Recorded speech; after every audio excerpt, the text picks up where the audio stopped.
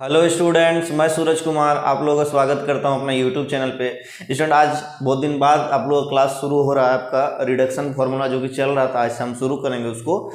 शुरू करने से पहले आपको एक बात बता देना चाहते हैं कि कोई भी स्टूडेंट पढ़ना नहीं छोड़ेंगे, क्योंकि आपके पास अभी पढ़ने के सिवाय कोई भी और रास्ता है ही नहीं, कुछ कर ही नहीं सकते आप पढ़ने के सिवाय। ठीक है, अगर आप बीच में छोड़ देंगे तो फिर आपका डिसकंटिन्यूअस हो जाएगा, तो फिर आपका जो फिर से कंटिन्यू करने में बहुत ज़्यादा दिक्कत होगा, इसलिए छोड़िएगा नहीं। ठीक है, जब आपको आंदोलन का समय आया तो आप लोगों ने बढ़ चढ़कर हिस्सा लिया। अब अभी आपका पढ़ने का समय है, तो अभी ढूंढ के पढ़िए। ठीक है, और अगर फिर भी आपको तो पहले ही बता दिए एक वीडियो बना के कि अगर ऐसा कुछ नहीं दिखता है कि नियमावली फिर से नहीं बन रहा या वैकेंसी वगैरह जो है फिर से मतलब रेगुलर नहीं हो रहा, तो फिर से आंदोलन का जो बात है आप लोगों को पता चल ही जाएगा। ठीक है, तो अभी आप जो है पढ़ना शुरू कर दे, पढ़ने में कहीं कोताही नहीं कीजिएगा, नहीं तो छूट जाएगा, दिक्कत हो जाएगा। तो चलिए हम शुरू करेंगे जहाँ पे आपको छोड़े थे। हम रिडक्शन फार्मूला का एक लेक्चर लेके छोड़ दिए थे, अब फिर से हम वहीं पे शुरू करते हैं। ठीक है, तो आप याद कीजिए, आपको हम साइन का पावर nx dx और कॉस का पावर nx dx का इंटीग्रल जो है रिडक्शन फार्मूला आपको हम बताए थे। क्या बताए थे, थोड़ा सा ध्यान दीजिए। साइन का पावर nx का जो बताए थे integral minus of sine power n minus 1x into cos x by n plus n minus 1 by n into sine का power n minus 2x dx। ये अब देख पा रहे थे कि जो साइन का पावर nx जो है वो रिड्यूस कहाँ हो जा रहा था, साइन का पावर n माइनस 2x, मतलब अपने ही टाइप के इंटीग्रल में ये रिड्यूस हो जा रहा था। और एक दो चार एग्जाम्पल के थ्रू भी आपको हम समझाने की कोशिश किए थे कि किस तरह से ये जो इंटीग्रल लास्ट में किस तरह से खत्म हो जाता है बार बार रिडक्शन फार्मूला लगाने से। एक दो बार लगा देते हैं लास्ट में और तो खत्म हो जाता है। उसी तरह कॉस का भी आया था। कॉस में क्या था कि जहां जहां साइन था वहां वहां कॉस, और जहां जहां कॉस था वहां वहां साइन लगा देने से वो सेम एज इट इज वही फार्मूला। बस क्या फर्क था कि यहाँ पे जहाँ साइन का पावर n माइनस 1x है, जहाँ माइनस है वहाँ पे प्लस होता है, बाकी सब सेम रहता है। साइन को कॉस, कॉस को साइन करना होता है। ये बात आपको पहले बता चुके थे। और इसमें आज हम लोग पढ़ेंगे स्पेशल केस, ये दोनों का स्पेशल केस। क्या स्पेशल केस है, चलिए उसको देखते हैं। ठीक है, यहाँ पे हम लिखे हुए special case of integral sine power nx dx and cos का पावर nx dx। चलिए शुरू करते हैं। कोई भी स्टूडेंट घबराइएगा नहीं कि एग्जाम होगा नहीं होगा। ठीक है, टेंशन नहीं लेना, एग्जाम होगा आप लोग का, थोड़ा सा टाइम लगेगा लेकिन होगा। पढ़ते रहिए, और आपका टीजीटी का क्लास तो ज़्यादा बचा नहीं है, इसलिए टेंशन लेने का ही नहीं है। ठीक है, तो चलिए बता देते हैं आपको।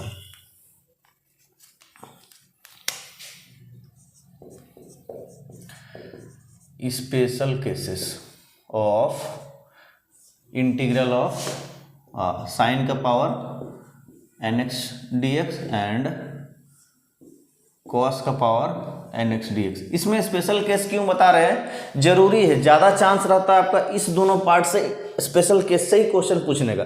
पिछला बार का टीजीटी अगर आप देखिएगा तो स्पेशल केस से इस वाला पार्ट से साइन पावर nx और कॉस पावर nx वाला पार्ट से स्पेशल केस से ही क्वेश्चन पूछा। क्या क्वेश्चन आया था, देखिए ये आया था इंटीग्रल ऑफ 0 से लेके π/2, lower limit 0 upper limit π/2, sine का पावर 4x dx। ठीक है, खैर इस क्वेश्चन को आप डायरेक्ट डेफिनेट इंटीग्रेशन और इनडेफिनेट इंटीग्रेशन मिला के सॉल्व कर सकते हैं, कोई दिक्कत नहीं है। ठीक है, लेकिन उसमें टाइम बहुत ज़्यादा लग जाता है, वो आपको हम बता भी दिए हैं जब हम प्रीवियस ईयर सॉल्व करा रहे थे इंटीग्रेशन में। हम लोग इस क्वेश्चन को इनडेफिनेट डेफिनेट यूज नहीं करेंगे, हम लोग डायरेक्ट रिडक्शन फार्मूला से बनाएंगे। ठीक है, तो पहले हम स्पेशल केस को सीख लेते हैं, फिर क्वेश्चंस पे आएंगे। ठीक है स्टूडेंट, चलिए तो पहला जो स्पेशल केस है वो क्या है बताइए। इंटीग्रल ऑफ साइन का पावर nx dx, लेकिन लोअर लिमिट 0 और अपर लिमिट π/2, ये पहला स्पेशल केस है। और सेकंड में भी साइन की जगह में कॉस है। ठीक है, तो इसको हम लोग कैसे डायरेक्ट निकालेंगे, कुछ भी क्वेश्चन दे देगा, जैसे दे दिया मान लीजिए 0 से π/2 कॉस का पावर 8x, कैसे निकालेंगे तुरंत। ये मान के दे दिया 0 से लेके π/2 साइन का पावर 7x, कैसे निकालेंगे। ठीक है, तो जितना देखेंगे 0 से π/2 लगा है और साइन या कॉस के पावर में कुछ है, तो सीधा सीधी समझ लीजिएगा रिडक्शन फार्मूला का जो स्पेशल केस है वही इसमें लगना है। एक लाइन में आंसर आ जाएगा, बस खाली सीख लीजिए। ठीक है, देखिए कैसे आएगा। पहले हम साइन वाला को देख लेते हैं। ठीक है, इसको क्या करते हैं, in मान लेते हैं, इसको in मान लेते हैं। 0 से π/2 साइन का पावर nx dx को हम in मान ले रहे हैं। ठीक है, चलिए, यानी in अगर इसको माने हैं 0 से π/2 साइन का पावर nx dx। अब बताइए ये जब 0 से π/2 नहीं था, सिर्फ इनडेफिनिट इंटीग्रल में था, तो रिड्यूस करके क्या बन रहा था, ये बन रहा था। तो 0 से π/2 लगने के बाद भी अगर हम रिड्यूस करेंगे तो फॉर्मूला तो वही रहेगा, कोई चेंजिंग नहीं आएगा। क्या आ जाएगा, माइनस ऑफ साइन का power n-1x into cos x by n। लेकिन इसमें जो है आपका लिमिट लग जाएगा 0 से π/2। ये वाला पार्ट पूरा इंटीग्रेट किया हुआ, ये वाला पार्ट को फिर से इंटीग्रेट नहीं करना। ये वाला पार्ट जो दिख रहा है वो इसका आपका इंटीग्रेट होगा, ठीक है। प्लस n-1 बाय n और इंटीग्रेशन ऑफ साइन का पावर n-2x dx। इसमें भी लिमिट कितना आ जाएगा, 0 से π/2, ठीक है। बाकी वही चीज़ है। अब इसमें हम लोग थोड़ा सा इसको सॉल्व कर देंगे और सॉल्व करने के बाद जो रिजल्ट आएगा उस रिजल्ट पे हम लोग को ज़्यादा काम करना है, ठीक है। आपको हम बता देते हैं कैसे निकलेगा। चलिए इस वाला पार्ट को सॉल्व कर लीजिए। ये इंटीग्रेट किया हुआ है, बस अपर लिमिट और लोअर लिमिट पुट करें, घटाना, ठीक है। अब जैसे ही इसमें पुट करेंगे π/2 पुट करेंगे तो cos π/2 इसको 0 कर देगा, मतलब पूरा 0 कर देगा, यानी कि माइनस ऑफ 0। और फिर माइनस होता है 0 पुट करके, तो 0 इसमें साइन वाला में पुट करेंगे तो sine n power n-1 power x के जगह में 0, यानी साइन 0 0 हो जाएगा, ठीक है। तो 0 - 0 आ जाएगा, तो ये पूरा पार्ट कितना हो गया, 0 हो गया। Plus n-1 upon n integration of sine का पावर n-2x dx। कोई दिक्कत इसमें, दिक्कत वाली बात ही नहीं है कुछ। इसमें in कितना लिखेंगे, ये तो पूरा पार्ट 0 हो गया, यानी इसको डायरेक्ट यहाँ पे 0 लिख दे तो कोई दिक्कत नहीं है। in = 0 प्लस, तो 0 हटा देते कोई काम नहीं, इसको n-1 अपॉन n। और इसको क्या लिख दे बताइए, तो ये 0 से π/2 है। जब हम 0 से π/2 साइन का पावर nx dx को in लिखे हैं, तो 0 से π/2 साइन पावर n-2x dx को in-2 लिख देते हैं। n के जगह में n था तो n-2 के जगह में in-2 लिख देते हैं इसी इंटीग्रल को, कोई दिक्कत नहीं। अब बताइए in का वैल्यू क्या आ गया, n-1 bye n into in-2। तो बोलेंगे सर in का वैल्यू आया n-2 में आ गया है, तो फिर n-2 का वैल्यू दीजिएगा तब ना आगे कुछ आएगा। बोले हाँ बिल्कुल सही बोल रहे हैं। तो देखिए, तो उस हिसाब से हमको in-2 भी निकालना पड़ेगा, तो in-2 निकालते हैं। अब बताइए n के जगह अगर हम n-2 पुट कर दिए, n के जगह में n-2 पुट कर दिए, सब में n के जगह n-2 पुट करना पड़ेगा। तो n के जगह में n-2 और -1, n के जगह में n-2 और n के जगह में n-2 और -2, सब के जगह n-2 पुट कर दिए। ये हो गया n-3 और ये n-2 और ये कितना हो गया in-4 हो गया। अब in-2 टूट गया किस पे, in-4 पे। अभी फिर पूछेंगे आप सर कि n-2 तो n-4 में टूट गया, तो n-4 का वैल्यू बताइए। तो उसी हिसाब से हम लोग क्या करेंगे, n-4 का वैल्यू निकाल लेते हैं। यहाँ पे निकालते हैं in-4, जहाँ पे n है उसके जगह n-4 पुट कर दीजिए। यहाँ जैसे n-4 पुट करेंगे और पूरा वैल्यू n-5 हो जाएगा और n के जगह में n-4 और i। अब बताइए यहाँ कितना हो जाएगा, n-4 पुट करेंगे -2 है तो n-6 हो जाएगा। मतलब कुल मिलाकर देख रहे हैं ये दो घटते जा रहा, दो घटते जा रहा, दो घटा। देखिए यहाँ पे चेक कीजिए, यहाँ पे ये in-2 आया, यहाँ in-4 आया, यहाँ in-6 है, ठीक है। कुल मिला के अगर हम इसको लिखना चाहे आगे, कुल मिला के in का वैल्यू अगर लिखना चाहे तो यहाँ पे हम लिखते हैं, इसको मिटा देते हैं, फिर आपका हम in का वैल्यू लिखते हैं, ठीक है।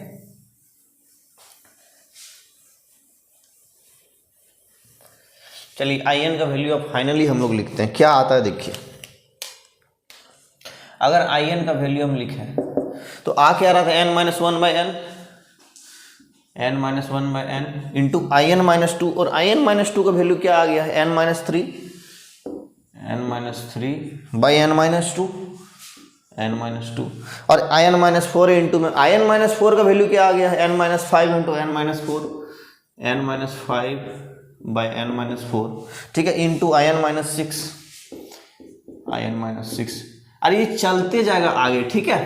in-6 को फिर पुट करेंगे तो कुछ वैल्यू आएगा in-8 पे आएगा, in-8 का वैल्यू कुछ पुट करेंगे तो फिर in-10 पे आएगा, वो आगे चलते जाएगा। तो हम सो ऑन लिख देते हैं, ठीक है, सो ऑन लिख देते हैं ताकि आप समझ जाएंगे, ठीक है। in-6। अब इस रिजल्ट से आप क्या देख पा रहे हैं, इस रिजल्ट से यही चीज देख पा रहे हैं कि ऊपर वाला जो वैल्यू है वो भी दो करके घट रहा है और नीचे वाला भी वैल्यू है वो भी 2 2 करके घट रहा है, यानी न्यूमरेटर भी 2 2 घट रहा है और डिनोमिनेटर भी 2 2 घट रहा है। ठीक है, कोई दिक्कत नहीं। आई एन का वैल्यू, आई एन मतलब क्या आया, 0 से π/2 साइन का पावर nx dx, ये वैल्यू आया है। और आई एन -6 और आई एन -8 ये आगे चलते जाएगा। अब कुल मिला के पूछेंगे सर इससे हम लोग को मिला क्या, तो मिलेगा तब ना जब इसमें सोचेंगे कि n का वैल्यू क्या होगा। अब यहाँ पे आपके पास 2 केस आ जाता है कि n या तो इवन हो सकता है या तो ऑड हो सकता है। तो 2 केसेस है। तो केस 1 पहला क्या है, अगर n क्या है, n मान लीजिए ऑड है, ऐड क्या है, पहले इवन ही ले लेते हैं, क्या दिक्कत है, n क्या है, इवन है। अगर n इवन होगा तो फिर ऊपर वाला वैल्यू देखिए और नीचे वाला वैल्यू देखिए और समझने की कोशिश कीजिए। अगर n इवन होगा तो ऊपर में सारा वैल्यू ऑड माइनस हो रहा, ऑड माइनस हो रहा, ऑड माइनस हो रहा। और अगर हम इवन में ऑड घटाएंगे, यानी सोच के देखिए, मान लीजिए एक कोई इवन नंबर ले लीजिए 8, उसमें कोई एक ऑड नंबर को घटाइए तो ये ऑड ही आएगा। कोई भी इवन नंबर लीजिए, इसमें कोई ऑड नंबर घटाइए तो ऑड ही आएगा। कोई भी इवन नंबर लीजिए, इसमें कोई भी ऑड नंबर घटाइए तो ये ऑड ही आएगा। यानी कि अगर n इवन है तो ऊपर वाला सारा वैल्यू जो है वो ऑड रहेगा, ठीक। और नीचे वाला इवन पे इवन घट रहा है, इधर सारा इवन इवन घट रहा है। तो इवन पे इवन घटने से इवन ही होता है। 6 में 4 घटाएंगे 2 आएगा, 10 में 8 घटाएंगे 2 आएगा, 12 में 8 घटाएंगे 4 आएगा। मतलब कि इवन नंबर से इवन नंबर को माइनस करने से इवन नंबर ही आएगा। तो डिनोमिनेटर में सारा इवन होगा और न्यूमरेटर में सारा ऑड होगा। यहां तक दिक्कत नहीं। चलिए और एक चीज, ऊपर वाला जो वैल्यू है हर केस में, हर मल्टीप्लिकेशन में देखिए, हर फैक्टर में देखिए कि वो जो न्यूमरेटर का वैल्यू डिनोमिनेटर से एक कम है। यहाँ n-2 होता है n-3, ऊपर वाला वैल्यू नीचे वाला से एक कम है, कम है, ऊपर में थोड़ा कम है, एक कम है, एक कम है। यहाँ n-2 है तो एक और घट गया, n-3 है, n है तो n-1, मतलब ऊपर वाला वैल्यू कम है, ठीक है। वो इवन और ऑड दोनों में ही वही केस आएगा, कम है, ठीक है, क्योंकि यही तो हम लोग को फाइनल फार्मूला है और हम लोग को लाना है इवन के लिए अलग और ऑड के लिए अलग, ठीक है। तो चलिए अगर इवन लेते हैं तो सोचिए तो आई एन का वैल्यू क्या आ जाएगा। अब हमको बताइए, ये n है तो n-1 से शुरू हो रहा है, मतलब एक घट जा रहा है, तो n-1 से हम भी शुरू कर देते हैं। n-3 bye n-2, n-5, n-4, और इसी तरह ये मल्टीप्लाई होते होते अब कहाँ तक जाएगा, हमको एक चीज़ बताइए, ये कहाँ तक जाएगा। और एक चीज़ बताइए, ये जाएगा कहाँ तक, ये जाएगा लास्ट आपको देखना है कि ऑड और इवन पे। और आपको पता ही कि n जो है वो इंटीजर है, वो आपको हम समझा देते हैं, यहाँ पे लिख देते हैं n हमेशा ये इंटीजर है, ठीक है। इसको होल नंबर, ये फ्रैक्शन डेसिमल समझने की गलती नहीं कीजिएगा, ये इंटीजर है, ठीक है। तो इंटीजर है तो सोच के देखिए कहाँ तक जाएगा ये भाई। अगर n इवन है तो मान लीजिए यहाँ पे लास्ट कहाँ तक जाएगा, ऊपर में क्या आ रहा था, ऑड नंबर आ रहा था, तो ऑड नंबर में लास्ट इंटीजर कितना होता है, छोटा में 1 होता है, तो ये घटते घटते घटते घटते कहाँ तक जाएगा, 1 तक जाएगा, ठीक है। तो लास्ट कहाँ तक जाएगा, तो 1 तक जाएगा। उससे पहले और 1 से नीचे अब कितना आएगा बताइए। हर केस में देख रहे हैं कि n-5 है तो उससे एक बड़ा है नीचे, n-4 तो 1 है तो नीचे 1/2 होगा। तो उससे पहले अगर हम थोड़ा सा देखेंगे तो थोड़ा सा 2 नंबर बड़ा है n-3, तो यहाँ से 2 नंबर और बढ़ा दीजिए, 3 आ जाएगा, यहाँ 2 नंबर बढ़ाइएगा, 4 आएगा, इसी तरह चलते रहेगा, ठीक है। अभी फाइनल नहीं हुआ है, ये घटते घटते अभी जा तो रहा है, ठीक है। यहाँ आ जाएगा 5/6, ठीक है। ये जरूरी, ये बहुत सारा नंबर बीच में है और ये आपका मल्टीप्लाई होते होते यहाँ तक आ गया। अब यहाँ पे एक चीज और है, क्या है, तो अभी सोचिए ये in-6 का मतलब फाइनल नहीं हुआ है, ठीक है। अगर देखिए यहाँ पे वैल्यू 5 है तो यहाँ पे वैल्यू 6 है, यहाँ पे वैल्यू 4 है तो यहाँ पे वैल्यू 6 है, यानी कि इससे 2 कम है, इससे ई वाला वैल्यू से ई वाला वैल्यू 2 कम है और ई वाला वैल्यू से वैल्यू 1 कम है, ठीक है। तो यहाँ आई का वैल्यू तो चेंज नहीं ना हुआ है। अब बताइए यहाँ से 1 कम कर देंगे, यानी n-5 से 1 और घटा देंगे, n-6 हो गया, यानी कि 1 से 1 और घटा देंगे तो 0 हो जाएगा। तो I0, I0 जो भी लिखे, ठीक है। या n-4 से 2 घटाएंगे तो n-6 हो रहा। इसी तरह 2 से 2 घटाएंगे तो 0 हो जाएगा। तो I0 यहाँ पे I0 लिख सकते, बोले चाहे I0। तो ये I0 का वैल्यू भी तो हमको निकालना पड़ेगा, तब ना फाइनल वैल्यू आएगा। तो I0 का वैल्यू निकालते हैं, चलिए तो निकालेंगे यहाँ पे I0 का वैल्यू हम लोग। इसको समझना बहुत जरूरी है, ठीक है, कि कैसे क्या वैल्यू आ रहा है। तो I0 का वैल्यू पहले हम लोग निकाल लेते हैं। तो In लिखें वैल्यू n पे, तो I0 लिखेंगे वैल्यू 0 पे, यानी कि 0 से π/2 साइन का पावर 0x dx, यही आई नॉट हो जाएगा।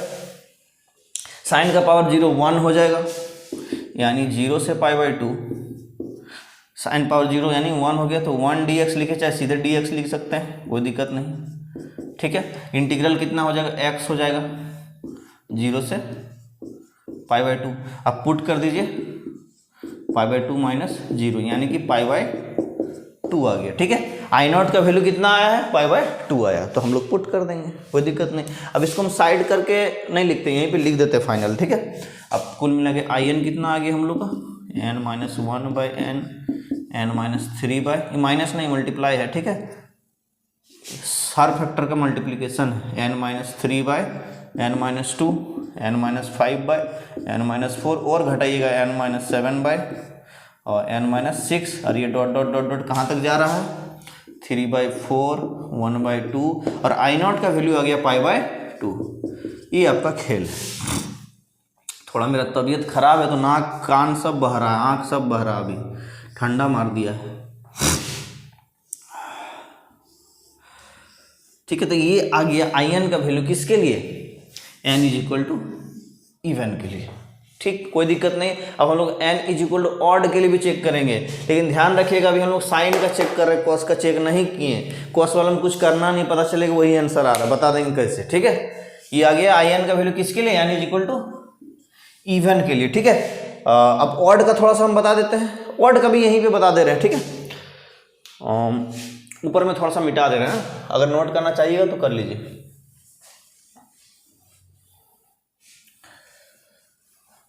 हम फिर फाइनल लिखेंगे, ऐसा नहीं कि अभी हम थोड़ा डिराइव कर ले रहे हैं, लास्ट में फाइनल लिखेंगे।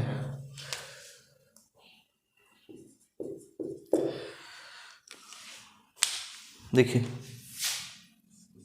फॉर n जो है ऑड होगा, उसके लिए क्या वैल्यू आएगा, ये फाइनल हम लोग का जो यूनिवर्सल जो फॉर्म आया था यही है, तो अभी भी वही रहेगा। तो आई एन का वैल्यू देखिए इसमें क्या आ जाएगा, अगर n ऑड है तो ऑड में ऑड घटा के देखिए, 5 में 1 घटाइएगा 4 आएगा, 7 में 5 घटाइए 2 आएगा, यानी ऑड में ऑड घटाइएगा तो इवन नंबर आएगा। ठीक है, यानी कि ऊपर में तो ऑड घट रहा है, तो n भी ऑड है तो ऑड में ऑड घटेगा तो इवन नंबर आएगा। ठीक है, तो इवन आएगा ऊपर में। ठीक, देखिए n-1/n, n-3/n-2, n-5/n-4, इसी तरह ये घटते घटते लास्ट कहाँ तक जाएगा, बोले इवन आएगा। ठीक, इवन आएगा। तो एक बात बताइए, ये लास्ट में आई एन, ये जो ई वाला पार्ट है, मल्टीप्लिकेशन इसको छोड़िए, इस वाला पार्ट तक लास्ट कहाँ तक जाएगा, इवन तक। और लास्ट इवन नंबर कितना होता है, 2 होता है। 0 कैसे लिख, 0 लिखने सब गड़बड़ हो जाएगा, 0 इवन नंबर में नहीं आता। ठीक है, 0 ऑड इवन कुछ नहीं है ना, तो उसको 0 को ध्यान नहीं देना, 0 ना ही ऑड है ना ही इवन है। ठीक है, उसको ऐसे को इवन बोलता है कि किसी भी नंबर के आगे लग के उसको इवन बना देता है। ठीक है, लेकिन से इंडिविजुअली वो इंडिपेंडेंटली वो ना ही ऑड है ना ही इवन है, किसी नंबर के साथ लग के उसको इवन ऑड कर सकता, इवन कर सकता है। ठीक है, तो लास्ट इवन नंबर कितना आएगा, 2 आएगा छोटा में, और नीचे एक बड़ा है तो 3 हो जाएगा, क्योंकि नीचे हमेशा ऑड इवन, नीचे ऑड आ रहा है कि इवन आ रहा है, उसको चेक कीजिए। देखिए ये सारा कितना नीचे कितना लेंगे, ऑड लेंगे n का वैल्यू, तो ऑड में इवन घटाएंगे तो ऑड आएगा, फिर ऑड में इवन घटाएंगे तो ऑड आएगा। चेक कर लीजिए, मान लीजिए 7 है, उसमें कोई एक इवन नंबर 4 घटाइए 3 आया, यानी ऑड आया, ऑड में इवन घटाएंगे तो ऑड आएगा। ठीक है, तो इसे थोड़ा सा और इधर देखेंगे तो 2 से इधर 2 बढ़ रहा है इस साइड में, तो और 2 बढ़ाएंगे तो 4 आएगा, 4/5, और 2 बढ़ाएंगे तो 6 आ जाएगा, 6/7। ठीक है, अब यहाँ पे क्या बच रहा था, in-6, 5 के जगह में 6 आ रहा था, 4 के जगह में 6 आ रहा था, तो उस हिसाब से यहाँ भी पुट करना पड़ेगा। तो बताइए तो कितना आ जाएगा, यहाँ पे 2 है, और 2 में कितना घटेगा, अब यहाँ पे 2 है, और यहाँ पे देखिए 5 से कितना एक कम हो रहा है, कितना हो रहा है, 1 कम हो रहा है, और यहाँ पर कितना हो रहा है, 2 कम हो रहा है। उसी हिसाब से यहाँ भी करना होगा हम लोग को। तो यहाँ पे यदि वैसे करेंगे तो 2 से 2 कम करेंगे तो 0, 2 से अगर हम लोग 1 कम करेंगे तो 1 आ जाएगा, और 3 से 2 करेंगे तो भी 1 आएगा, क्योंकि 2 ही, यहाँ से देखिए, यहाँ से 1 घट रहा है, यहाँ से 1 घट रहा है, और नीचे से 2 घट रहा है, नीचे से 2 घट रहा है। ठीक है, तो उसी हिसाब से किए, ऊपर से 1 घटाए, नीचे से 2 घटाए तो 1 आएगा, यानी कि I1 का वैल्यू हम लोग को निकालना पड़ेगा। तो I1 का वैल्यू हम लोग निकालेंगे। ठीक है, क्योंकि फाइनल अभी हुआ नहीं है, तो I1 निकालते हैं। I1 कितना हो जाएगा, इंटीग्रल 0 से π/2, साइन का पावर 1x, यानी sin x लिखेंगे। यहाँ पे n की जगह 1 पुट कर दिए, तो I1 कितना हो जाएगा, साइन एक्स का इंटीग्रेशन माइनस कोस एक्स होता है, ठीक है, 0 से π/2, ठीक है। अभी पुट कर दीजिए minus of cos π/2 minus cos 0, cos π/2 कितना होता है, 0 होता है, माइनस 0, ये माइनस 0 या cos 0 1 होता है, 1 होता है, ठीक है। ये माइनस बाहर है टोटल में, ठीक है, ये माइनस बाहर है, ठीक, और ये माइनस बाहर है, तो माइनस 0 इंटू यहाँ पे माइनस 0 यानी 0 हो गया, माइनस माइनस प्लस हो गया, तो कुल मिला के प्लस 1 हो गया, ठीक है। यानी कि I1 का वैल्यू कितना आ गया, 1 आ गया। तो इसमें यहाँ पे Y1 की जगह 1 लिख देंगे, तो पूरा नहीं लिखेंगे मल्टीप्लीकेशन में तो चलेगा, ठीक है। तो चलिए अब थोड़ा सा और मिटाएंगे आप,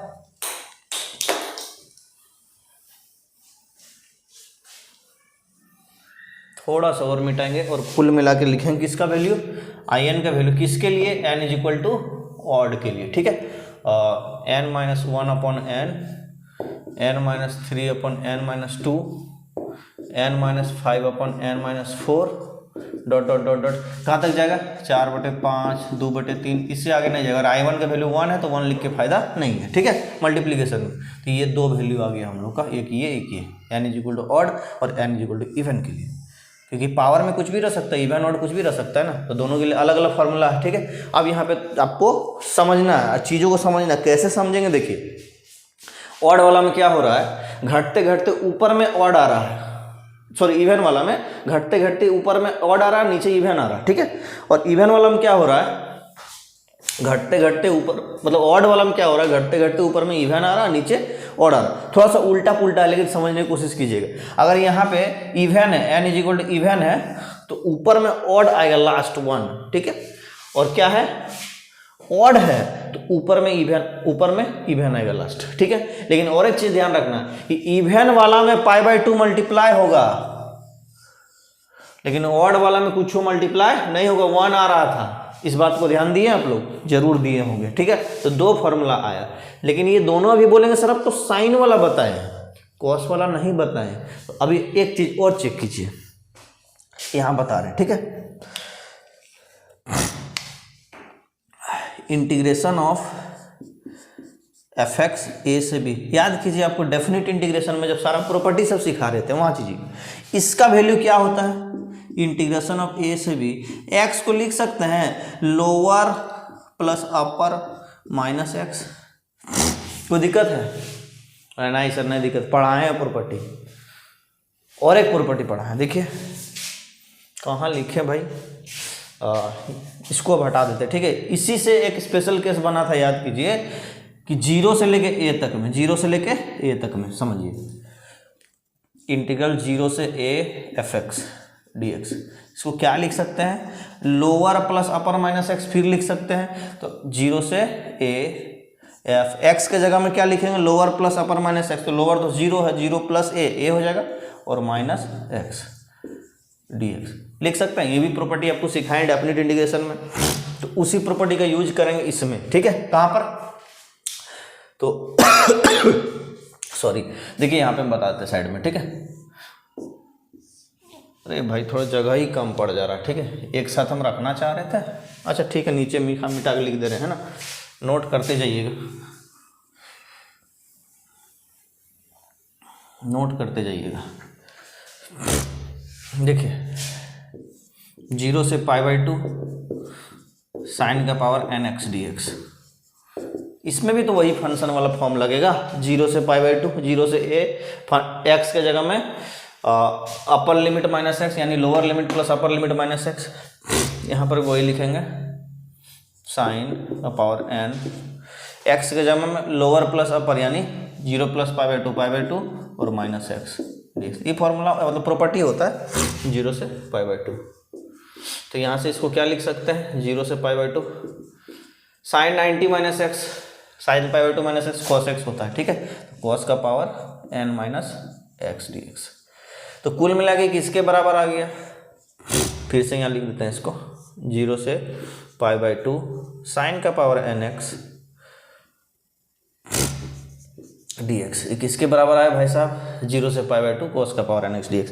यानी अगर लिमिट में 0 से π/2 है और साइन का पावर nx है, तो वो वैल्यू कॉस के पावर nx के बराबर ही होता है, ठीक है। तो जो भी रिजल्ट आ रहा मेरा साइन के लिए वो रिजल्ट कॉस के लिए भी बराबर होगा, कोई चेंजिंग नहीं होगा, ठीक है। तो कॉस का अलग से बताने का जरूरत नहीं है, चाहे साइन रहे चाहे कॉस रहे, दोनों का वैल्यू बराबर आ रहा है 0 से π/2 पे, ठीक है, पावर n है ना, तो दोनों रिजल्ट सेम आ रहा है। अब क्या करते हैं, इसको नोट कर लिया, एक जगह इकट्ठा कर दे रहे हैं, ठीक है, ताकि दिक्कत नहीं होगा। स्टूडेंट अब इसको हम एक जगह में कर दिए, देखिए आपको डायरेक्ट हम फॉर्मूला को लिख दिए, सारा डेरिवेशन हटा दिए अब, ठीक है। डेरिवेशन आप चाहेंगे तो नोट कर लीजिएगा, ठीक है। देखिए अगर in का वैल्यू जो हम लोग लिए हैं साइन का पावर nx dx 0 से π/2, और वही वैल्यू cos का पावर nx dx 0 से π/2 पे आ रहा था, क्योंकि फंक्शन का प्रॉपर्टी लग रहा था, डेफिनेट इंडिकेशन वाला, ठीक है। तो ये दोनों का वैल्यू को in मान लेंगे, दोनों वैल्यू बराबर है, ठीक है। अब जब इसको हम लोग सॉल्व कर रहे हैं 0 से π/2 पे, इसको in मान लिए, तो ये हम लोग को यूनिवर्सल फॉर्मूला आ रहा था, ठीक है। ये in-6 है, ये और आगे जाएगा, बढ़ते जाएगा, ठीक है। तो ये यूनिवर्सल फॉर्मूला आ रहा था, लेकिन n का वैल्यू डिफाइंड अभी नहीं था। लेकिन अब क्या है कि n का वैल्यू डिफाइंड है कि n या तो हम इवन लेंगे या तो ऑड लेंगे, और क्या ले सकते हैं। अगर आप जब n इवन ले रहे थे तो in का वैल्यू ये वाला पार्ट आ रहा था, लास्ट में π/2 मल्टीप्लाई हो रहा था, और n का वैल्यू अगर हम ऑड ले रहे थे तो लास्ट में हम लोग का ये वाला ये पूरा वैल्यू यही सेम रहता है, ठीक है। लास्ट का वैल्यू इसमें चेंज आ जाता है, मतलब ऊपर में अगर हम ऑड ले रहे थे ऊपर का सारा वैल्यू इवन आएगा, और अगर हम इवन ले रहे हैं तो ऊपर का सारा वैल्यू ऑड आएगा, देख लीजिए, ठीक है। खाली इस वाला पार्ट को ये अलग से मल्टीप्लाई है, ठीक है। ये पार्ट ऑफ मल्टीप्लिकेशन में अगर फैक्टर वाला में इतना ही है, अलग से π/2 मल्टीप्लाई है ना, उसमें तो कुछ है ही नहीं, 1 मल्टीप्लाई हो रहा था, क्योंकि यहाँ पे i1 आ रहा था, i1 का वैल्यू 1 आ रहा था। पूरा मामला क्लियर हो गया। अब क्वेश्चंस को कैसे सॉल्व करेंगे वो अभी हम समझा देते हैं। देखिए जैसे क्वेश्चन आएगा, कुल मिला के यहाँ से एक जैसे n दिया है तो एक घटा के फिर दो घटाते चलेंगे। अगर मान लीजिए i6 दिया है तो n-1 यानी i5 मतलब 5 लिखेंगे, i6 दिया है तो यहाँ 5 हो जाएगा, 5 में 3 गया तो 2, फिर 5 में 5, मतलब उस तरह घटते जाएगा, ठीक है। अब 5 हो गया, 5 में गया तो 4 आएगा, ठीक, फिर 5 में 3 गया तो 2 आएगा, ठीक है। तो वो 2 करके घटते जा रहा है ऊपर में, और नीचे भी 2 करके घटते जाएगा। तो यहाँ पे मान लीजिए 6 है तो यहाँ 6 आ जाएगा, 6 में 2 गया तो यहाँ 4 आ जाएगा, 6 में 4 गया तो 2 आ गया। अब कब तक घटाते रहना, जब तक ये 2/3 ना हो जाए, खत्म कहानी। और इसमें क्या करना होता है, अगर इवन है, ठीक है, मतलब वो इवन वाला बता दिए, मान लीजिए ऑड रहे तो क्या करना पड़ेगा, ऑड रहे तो भी वही है कि यहाँ पे n है तो एक घटा के शुरू करेंगे, 2 घटाते चलेंगे। कब तक घटाते रहेंगे, जब तक यहाँ पे 1/2 ना आ जाए, लास्ट में π/2 मल्टीप्लाई कर देना, ठीक है। वो अभी भी क्वेश्चन से समझा देते हैं। तो देखिए एक क्वेश्चन लेते हैं प्रीवियस ईयर वाला ही जो पूछा है, तो पहला ही क्वेश्चन वही ले लेते हैं। ये आया है टीजीटी में, 0 से π/2 साइन का पावर 4x dx। अब इस फॉर्मेट में साइन रहे चाहे कोस रहे, वैल्यूज में कोई चेंजिंग नहीं है, दोनों वैल्यू बराबर आ रहा है, ठीक है। चलिए तो ये पावर में 4 है तो n का वैल्यू 4 आया, तो ये इस वाला फॉर्मेट में जाएंगे कि इस वाला फॉर्मेट में जाएंगे, इसमें जाएंगे, n का वैल्यू इवन है, ठीक, तो इसमें आएंगे। चलिए यानी कि हमको क्या वैल्यू पूछ रहा है, i4 पूछ रहा है, तो i4 निकाल देंगे। क्या करना होता देखिए, पहले तो 1 घटेगा, तो 4 से घटाएंगे 3 आएगा, और नीचे का वैल्यू 1 हमेशा बड़ा होता है उससे, तो उसे ही करते रहिए, 3/4 हो जाएगा यहाँ पे, ठीक है। अब फिर 2 घटाना, तो 3 में 2 घटाएंगे तो 1 हो जाएगा, और 4 में 2 घटाएंगे 2 आ जाएगा। और लास्ट अब बताइए कहाँ तक जाना था कि जब तक 1/2 ना आ जाए, 1/2 तो यहीं पे आ गया, और लास्ट में π/2 मल्टीप्लाई एगो है, ये अलग से है, ठीक है, π/2 मल्टीप्लाई कर देना, यानी कि 3 π/4 दूनी 8 दूनी 16, हाँ 3 π/16 हो गया आंसर, खेल खत्म, 2 सेकंड का काम हो गया ना, खत्म। तो ये वाला बात था, ये प्रीवियस ईयर का क्वेश्चन कितना आसानी से बन गया, फॉर्मूला आ रहा है, ठीक है। अब एक क्वेश्चन हम और ले रहे हैं, यहाँ पे क्वेश्चन ले रहे हैं, ठीक है। 0 से π/2 साइन का पावर 8x dx, सॉल्व कीजिए इसको, ठीक है। इसको मिटा देते हैं अभी, है ना, सॉल्व मतलब नोट कर लीजिएगा। 3 π/16 आ रहा है, चलिए सॉल्व कीजिए। यानी कि कौन सा वैल्यू पूछा हमको, i8 पूछा है, क्या पूछा है, i8 पूछा है। इवन में जाएगा कि ऑड में, इवन वाला में जाएगा, क्योंकि 8 इवन है, ठीक है। तो i8 पूछेगी, पहले कितना घटा के लिखेंगे, 1 घटा के लिखेंगे ऊपर में, क्योंकि n है तो यहाँ n-1 है, यानी कि यहाँ पे 7 हो जाएगा ऊपर में, है ना। और नीचे एक उससे बड़ा होता है वैल्यू, एक बड़ा होता है, देखिए नीचे वाला ऊपर वाला वैल्यू एक बड़ा है, उसमें रहे चाहे इसमें बड़ा ही आएगा, 8 हो जाएगा। अब 2 घटाते रहिए, ठीक है, 7 में 2 गया तो 5, 8 में 2 गया तो 6, 5 में 3 गया, 5 में 2 गया तो 3, और 6 में 2 गया तो 4, 3 में आपका 2 घटेगा तो 1, और 4 में 2 घटेगा 2, यानी 1/2 लास्ट यहाँ तक आ गया। ठीक है, और एक मल्टीप्लाई क्या करना पड़ता है π/2 से, तो π/2 मल्टीप्लाई वो हमेशा हो जाएगा। इसको हम अलग से ब्रैकेट बंद करके लिख दे रहे हैं। हाँ ठीक है, चलिए अब इसको सॉल्व कर गुना कीजिए ना। 7 × 5 = 35, 35 दिया 105 होता है शायद। हाँ, तो 105 पाई बटे 2 दूनी 4, 4 से 16, 16 × 6 = 96, 96 × 8, 8 × 6 = 48, 4 हो गया, और 8 × 9 = 72, 76। ये हो गया आंसर आपका। ठीक है, सॉल्व कर लिए, 2 लाइन का क्वेश्चन है। ठीक, कोई दिक्कत नहीं इसमें। अभी क्या करते हैं, 1-2 ऑड वाला भी लेते हैं, इसी तरह क्वेश्चन आएगा, कोई टफ नहीं आएगा। ठीक है, कितना भी पावर बैठा देगा कोई दिक्कत नहीं उससे, है ना। चलिए क्वेश्चन और लेते हैं आपका। मान लीजिए इंटीग्रेशन ऑफ 0 से π/2 cos का पावर 5x dx। एक क्वेश्चन और ले रहे हैं, ये 1 ले लीजिए। मान लीजिए क्वेश्चन नंबर 2 एगो ले लेते हैं, 0 से π/2 साइन का पावर 7x dx। ठीक है, कॉस रहे चाहे साइन रहे, वैल्यू सेम आएगा, कोई चेंज नहीं करना। ठीक है, तो पहला क्वेश्चन को देखते हैं, कितना पूछ रहा है ये, I5 पूछ रहा है। 5 ऑड वाला में जाएगा ना, ऑड ये वाला है, चेक कीजिए। पहले तो एक घटाना ही है, 5 से घटेगा 4, और नीचे हमेशा एक इससे बड़ा वैल्यू होगा 5। अब 2 घटाते रहिए, 4 में 2 गया तो 2, 5 में 2 गया तो 3। अब बताएं कि लास्ट 2/3 आ गया, छोड़ देना, 2/3 आ गया, खत्म।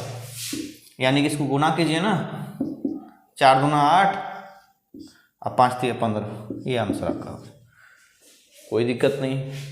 ऑड वाला में लास्ट में 2/3 आना चाहिए, इवन वाला में लास्ट में 1/2 आना चाहिए, लेकिन इवन वाला में एक्स्ट्रा क्या है, π/2 मल्टीप्लाई करना पड़ता है अलग से। दूसरा क्वेश्चन देखिए, I7 निकालना, एक पहले घटा देना, कितना होगा 6, और नीचे एक बढ़ेगा 7। अब 2 घटाते रहिए, 6 में 2 घटेगा तो 4, और 7 में 2 घटेगा तो 5, 4 में 2 घटेगा तो 2, 5 में 2 घटेगा तो 3, 2/3 आ गया, खेल खत्म। मल्टीप्लाई कीजिए, 6 × 4 = 24, 2 × 48, 7 × 5 = 35 दिया 105, ये आपका आंसर हो गया। ठीक है, कुछ भी नहीं है, 1-2 बुक से हम देख लेते हैं, कुछ क्वेश्चन है तो रुकिए। 0 से 1 x⁻6 dx √(1 - x²)। इसको सॉल्व करना, कैसे सॉल्व करेंगे, ये तो फॉर्मेट में दिख भी नहीं रहा, कैसे होगा बताइए तो हमको। इसको थोड़ा समझने की जरूरत है। क्या समझने की जरूरत, समझिए। ये 1/√(1 - x²) किसका होता है, इंटीग्रल साइन इनवर्स x का मतलब डिफरेंशिएशन होता है, उसी हिसाब से सोचना पड़ेगा आपको। ठीक है, तो हम लोग काम करते हैं ना, x को साइन थीटा पुट कर देते हैं, कोई दिक्कत नहीं। डिफरेंशिएट कीजिए with respect to theta, sine का डिफरेंशिएशन कॉस हो जाएगा, कॉस थीटा, यानी कि dx का वैल्यू जो है कॉस थीटा डी थीटा आ गया, और x का वैल्यू जो है वो साइन थीटा मान ली है। ठीक है, इसको बिना माने बना भी नहीं सकते क्योंकि फॉर्मेट में है नहीं, इसको फॉर्मेट में लाना पड़ेगा। देखिए x का वैल्यू साइन थीटा ले लिए, तो इधर लोअर लिमिट वाला पे x है, अपर लिमिट वाला पे x है, चेंज करना पड़ेगा ना थीटा का फॉर्म में। तो x का वैल्यू अगर हम 0 ले रहे थे, यहाँ से देखिए x का वैल्यू 0 ले रहे थे, यानी साइन थीटा, और साइन थीटा का वैल्यू 0 किस में आता है, थीटा 0 पे 0 आता है, यानी थीटा = 0, तो थीटा का वैल्यू 0। अब 1 पुट करके देखते हैं x के जगह में, 1 पुट करके देखेंगे तो साइन थीटा का वैल्यू 1 कहाँ पे आएगा, थीटा = π/2 पे। देखिए π/2 थीटा मानने से क्या फायदा हुआ, सो ये लिमिट से आपका पकड़ा जाएगा। 0 से 1 दिया यानी 0 से π/2 आ जाएगा अगर साइन मान लेंगे तो। ठीक, अब देखिए x का वैल्यू कितना माने, साइन थीटा, यानी कि ये साइन का पावर 6 थीटा आ गया, dx का वैल्यू है cos थीटा डी थीटा, तो cos theta D theta. Differentiate क्यों किए थे ये भी पता चल गया, और नीचे आ जाएगा √(1 - x²) यानी साइन स्क्वायर x थीटा। चलिए 0 से π/2 साइन का पावर 6 थीटा cos थीटा, ये 1 minus sine square theta cos square theta, और रूट के अंदर में कॉस स्क्वायर थीटा, रूट और स्क्वायर कट के सिर्फ कॉस थीटा बच जाएगा, ठीक है, सिर्फ कॉस थीटा बच जाएगा, और ये डी थीटा आपका है ही। तो देखिए यहाँ से कॉस थीटा और कॉस थीटा कट गया, यानी 0 से π/2 साइन का पावर 6 थीटा डी थीटा। क्या निकालने बोला? I6 निकालने बोला। चेक कर लीजिए, कुछ है अलग इसमें? नहीं, यानी कि ये किसका वैल्यू हो गया? I6। वो सारा एक्स में था, ये सारा थीटा में, ये सब सारा थीटा में, तो कोई दिक्कत नहीं। I6 निकालना, कहाँ निकालेंगे? इधर निकाल लेते, ठीक है।